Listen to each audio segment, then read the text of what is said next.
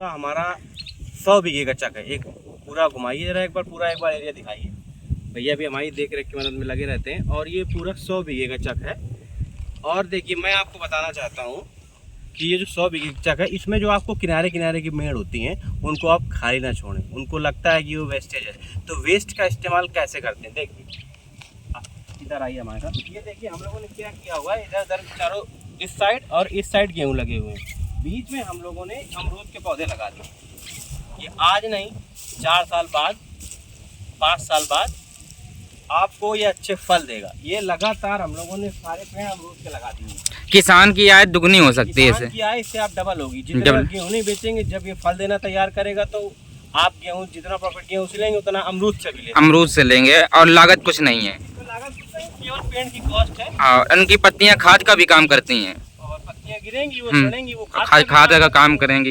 ये देख कितने अच्छा खेती का, इसको मिश्रित खेती बोलते हैं। आप देख सकते हैं कितनी अच्छी मिश्रित खेती की जा रही है। किसान भाई इसका प्रयोग करके अपनी आय को 2 गुना से 3 गुना आप बढ़ा सकते हैं, जिस हिसाब से आपका अमरूद का ब्रीड होगी। आप देख सकते हैं पूरे ये सर कितने बीघे का चक था? ये बीघा का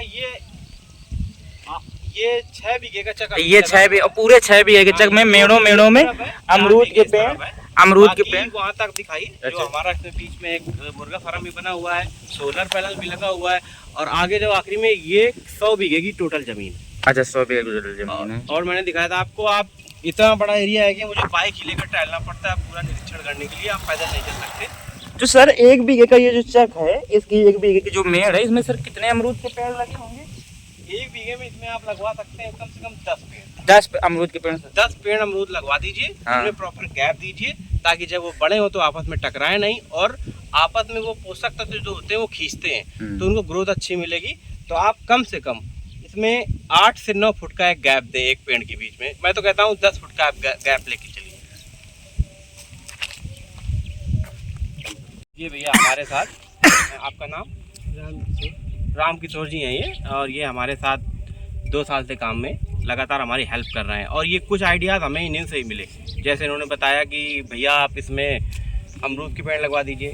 हमारा मन था कि मैं इसमें एक सागौन लगवाऊँ, क्योंकि सागौन क्या होता है, बस ये टाइम टेकिंग प्रोसेस है।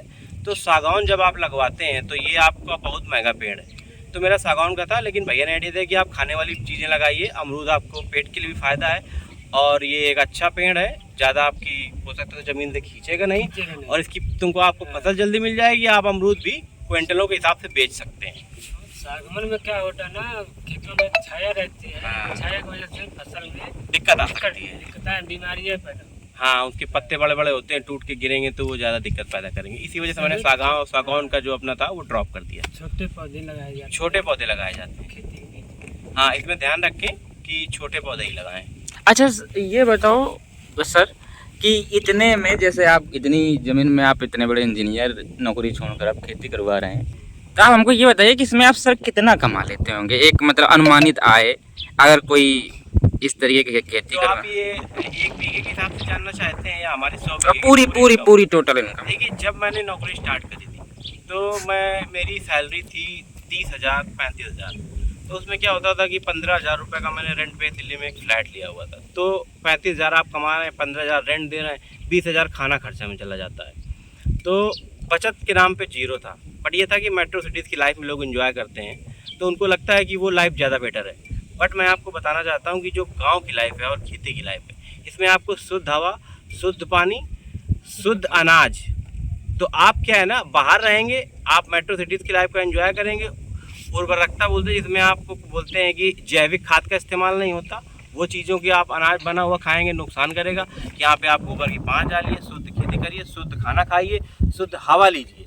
आप 60 साल तक काम करेंगे, उसके बाद 40 साल इलाज करवाएंगे शहरों में अगर आप रहते हैं तो। इससे अच्छा गांव में रहिए, 60 साल की जगह आप 80 साल तक स्वस्थ रहिए। तो अभी आपने बात जैसे एक छेड़ी थी इनकम की, तो मैं आपको बता देता हूँ कि ये डिपेंड करता है कि आप गेहूँ लगवाते हैं या आप केला लगवाते हैं, सरसों लगवाते हैं। ये अलग अलग है। जैसे क्या, मैं तो वैराइटीज़ में खेती करना पसंद करता हूँ। जैसे मैंने अभी 100 बीघे की जो हमारा चक है, उसमें मैंने 50 बीघे में गेहूँ लगवा रखा है।